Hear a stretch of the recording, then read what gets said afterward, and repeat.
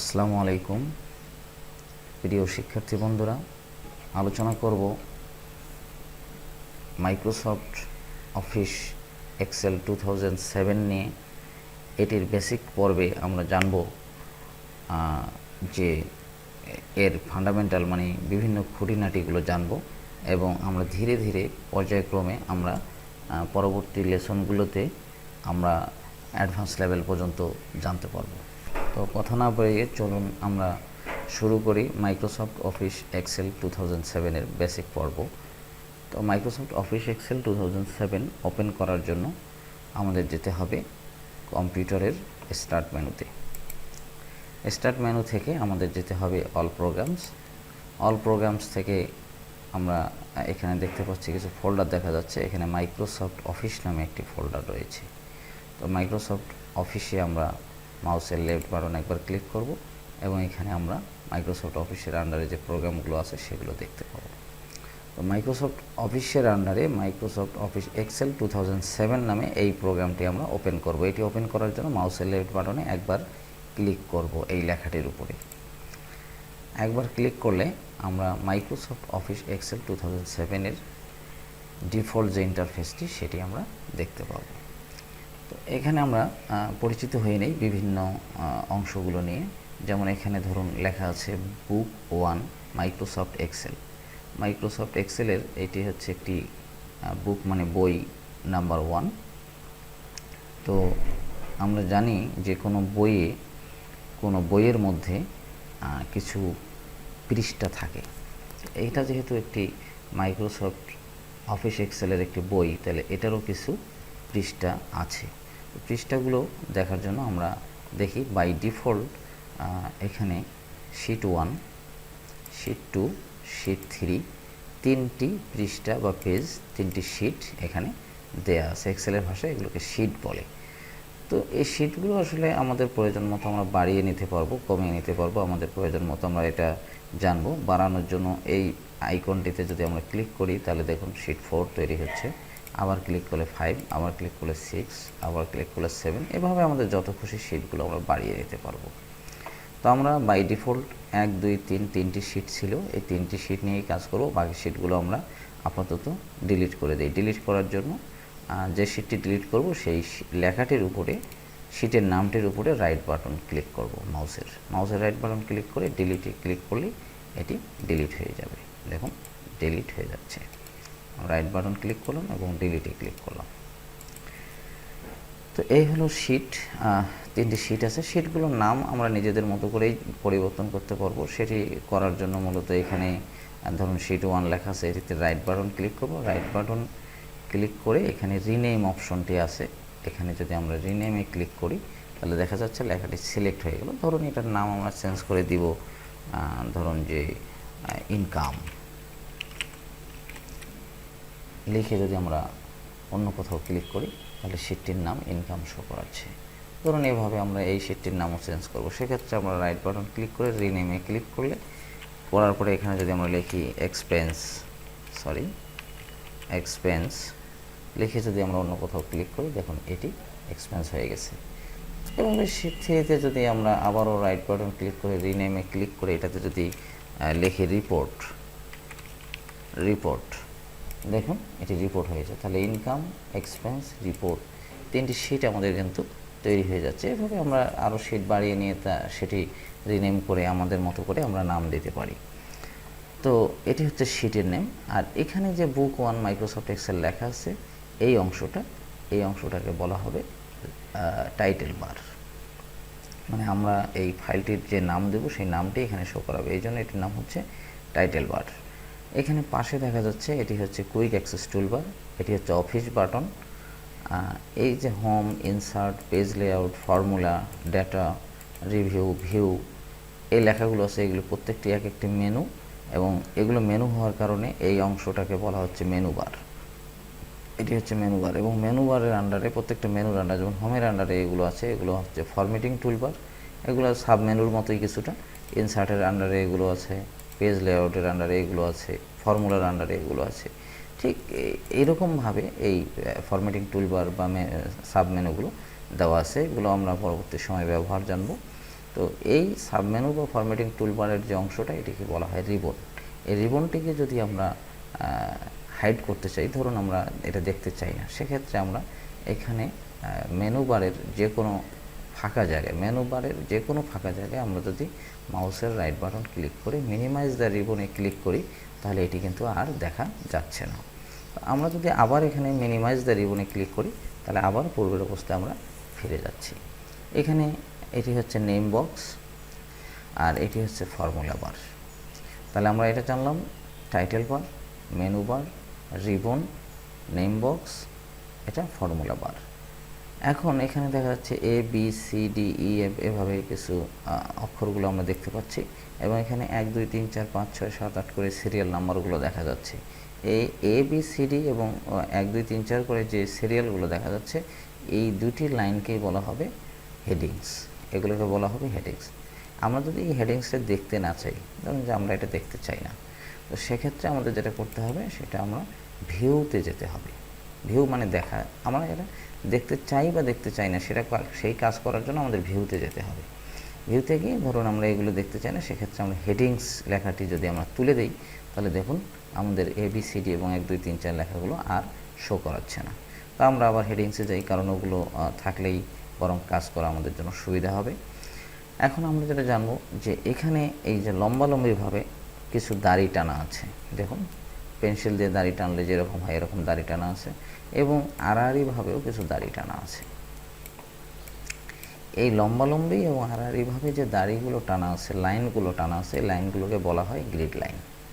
এই লাইনগুলোকে বলা হয় গ্রিড লাইন। আমরা যদি গ্রিড লাইনগুলো দেখতে না চাই, সেক্ষেত্রে ওই হেডিংসের মতো একইভাবে গ্রিড লাইন যদি আমরা এই টিক মার্কটি তুলে দিই, তাহলে দেখুন আর এই দাড়িগুলো দেখা যাচ্ছে না। লম্বালম্বি বা আড়াআড়িভাবে যে দাড়িগুলো ছিল, এগুলো কিন্তু আর দেখা যাচ্ছে না। তো আমরা এগুলো দিয়ে নিব, আমরা গ্রিড লাইনে ক্লিক করব, তাহলে আমরা এগুলো আবার দেখতে পাবো। তাহলে ভিউ থেকে আমরা এই কাজটি করতে পারি। তো আবার আমরা হোমে যাই, আমরা মূলত ইন্টারফেস নিয়ে আলোচনা করছি। তো আমরা ইন্টারফেসে আর যা পাবো সেটা হলো যে এই লম্বালম্বিভাবে যে দাড়ি টানা আছে বা আড়াআড়িভাবে যে দাড়ি টানা আছে, এগুলো দিয়ে কি হয়েছে? এগুলো দিয়ে হয়েছে যে আমরা লম্বালম্বিভাবে যে দাড়িগুলো টানা আছে, এভাবে দুইটি দাড়ির মাঝখানের যে অংশটা লম্বালম্বিভাবে, এটিকে বলা হয় একটি কলাম। যেমন এটি একটি কলাম, তাহলে এটি এফ কলাম, এটি জি কলাম, এটি জে কলাম, এটি এম কলাম, এটি এন কলাম, এভাবে প্রত্যেকটা একটি করে কলাম। আর এই আড়াআড়িভাবে যে দাড়ি টানা আছে, এখানে দুইটি দাড়ির মাঝখানের অংশটাকে বলা হবে রো। যেমন এটি 5 নম্বর রো, যেমন এটি 10 নম্বর রো। তো এভাবে এটা হচ্ছে কলাম, এটা হচ্ছে রো। কলাম এবং রো দেখুন, আমরা যদি এই কলামটা সি কলাম আর এটি ধরেন 10 নম্বর রো, তো রো এবং কলাম একখানে মিলিত হচ্ছে। রো এবং কলাম যে জায়গাটাতে মিলিত হচ্ছে, এই স্থানটিকে বলা হবে সেল। যেমন ধরুন আমরা এখানে ক্লিক করলাম, এখানে ক্লিকের মাধ্যমে কলামের এখানে এফ লেখাটি একটা কালার চেঞ্জ হয়েছে, অন্যান্য কালারের থেকে আলাদা, এবং 8 লেখাটিও কিন্তু অন্য কালার হয়েছে। এর থেকে বোঝা যাচ্ছে যে আমরা যে সেলটিতে এখন মাউসটি রেখেছি, এটির নাম হচ্ছে F8, এটির নাম হবে F8। তাহলে এটির নাম যে F8, এটি কিন্তু আমাদের F8 এই যে নেম বক্সে দেখাচ্ছে। আমরা অন্য একটি সেলে ক্লিক করলে পরিষ্কার হয়ে যাব বিষয়টি। এখানে যেমন আমরা ক্লিক করলাম, এখানে C13, দেখুন নেম বক্সে C13। আমরা যদি এখানে ক্লিক করি K8, তো এটি হচ্ছে K8। Name box automatic show করাচ্ছে যে আমি কোথায় আছি। আমি যদি এখানে ক্লিক করি, এখানে H25, এখানে নেম বক্স অটোমেটিক কিন্তু আমাকে ডিফাইন করে দিয়েছে যে আমি এখন H25-এ আছি। তো আমরা যেটি জানবো সেটি হলো, এই লেখাটি ডিলিট করে দিই। আমরা জানবো যে এই যে সেলগুলো আছে, ধরুন এই সেলের মধ্যে আমি লিখলাম 1245 লিখলাম। তো আমার যদি এমন হয় যে আমার আসলে লেখাগুলো একটু বড় হলে দেখতে ভালো লাগতো, আমার চোখে একটু প্রবলেম, আমি হয়তো চশমাটা রেখে আসছি, কিন্তু আমার লেখাগুলো ছোটো লেখা আমি দেখতে পাই না, আমাকে লিখতে হবে, বাট আমার কিন্তু ফন্টের সাইজ বা লেখার সাইজ কিন্তু বাড়ানো যাবে না। যখন আমি সেভ দেবো, ফাইলটি যার কাছে পাঠাবো সে যেন ঠিক এই সাইজেই দেখতে পায়, শুধু আমি লেখার সময় যেন সাইজগুলো বড় দেখতে পাই। সেক্ষেত্রে আমরা দেখতে পাচ্ছি যে মাইক্রোসফট অফিস ওয়ার্কবুকের ঠিক ডান দিকে এখানে জুম ইন এবং জুম আউট, এখানে দেখুন জুম ইন জুম আউট নামে দুইটি অপশন আছে। আমরা যদি জুম ইনে ক্লিক করি, প্লাস চিহ্নটাতে যদি ক্লিক করি, তাহলে আমার এই লেখাগুলো বড় হতে থাকবে, কিন্তু লেখার সাইজ বাড়বে না, জাস্ট আমার ভিউটা বাড়বে, মানে আমি যখন দেখব সেই দেখাটা আমার বড় হবে। দেখুন এখানে আমি জুম ইনে ক্লিক করলে যতবার ক্লিক করব ততবার এটি বাড়তেছে। তো আমার এটা লেখার সুবিধার্থে আমি বাড়িয়ে নিতে পারি, কিন্তু সেভ করলে ফাইলটি যার কাছে পাঠাবো কিংবা আমি যদি নেক্সট টাইম খুলি, সেক্ষেত্রে কিন্তু আমার এই রকম সাইজ দেখাবে না। তখন এটা বাই ডিফল্ট ফন্ট সাইজ যেটা আছে, মানে আমার লেখার সাইজ যেটা সিলেক্ট করা আছে, যে এখানে ফন্ট সাইজ, এটার নাম হচ্ছে ফন্ট সাইজ। ফন্ট সাইজ আছে কত, 11। এটা কিন্তু 11ই থাকবে, ফন্ট সাইজটা 11ই থাকবে। দেখুন আমি এটা যদি ছোটো করে নিই, মানে আগের অবস্থায় যাই 100%, তখনও কিন্তু 11ই থাকছে, এটি কিন্তু বাড়তেছে না। তো আমরা এখানে শুধুমাত্র ভিউটাকে, মানে আমার লেখার সুবিধার্থে আমি এগুলোকে ছোট বড় করে নিতে পারি। তো এই হচ্ছে জুম আউট ইনের কাজ। তাহলে আমরা এই পর্বে জানলাম title bar, quick access toolbar, office button, menu bar, ribbon, name box, formula bar, grid line, column, row, cell, সেলের নেম,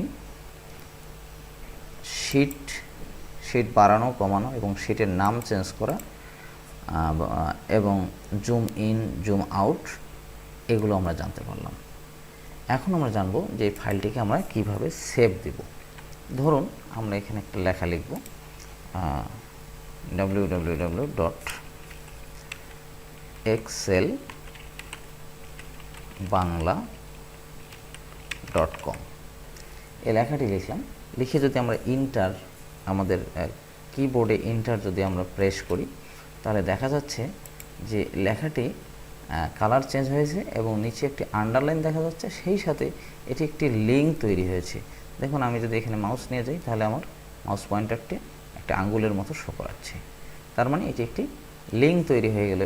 এক্সেল নিজস্বভাবে বাই ডিফল্ট এটি একটি লিঙ্ক তৈরি করে নিল। কিন্তু যদি আমি এটাকে লিঙ্কটা যদি কোনো ওয়েবসাইট অ্যাড্রেস না হইতো, সেক্ষেত্রে কিন্তু এক্সেল এটা বানাতো না।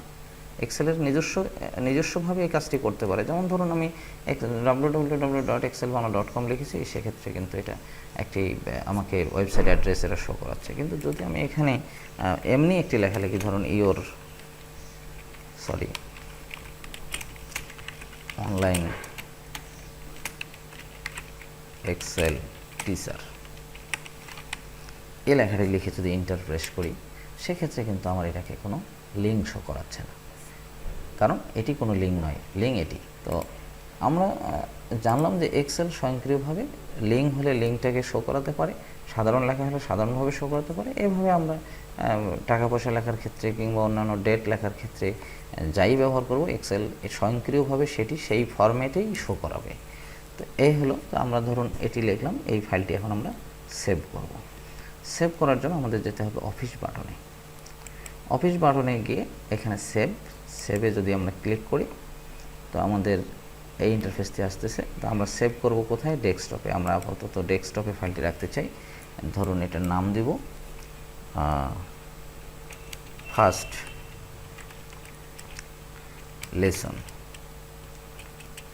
লেসন নাম দিলাম এবং এটিকে আমরা সেভ করলাম।